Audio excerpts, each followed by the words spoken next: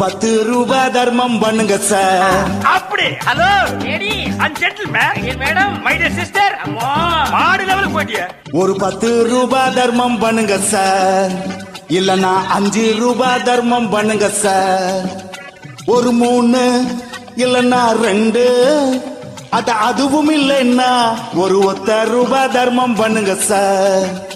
ஒரு 1 ரூபாய் தர்மம் பண்ணுங்க சார்.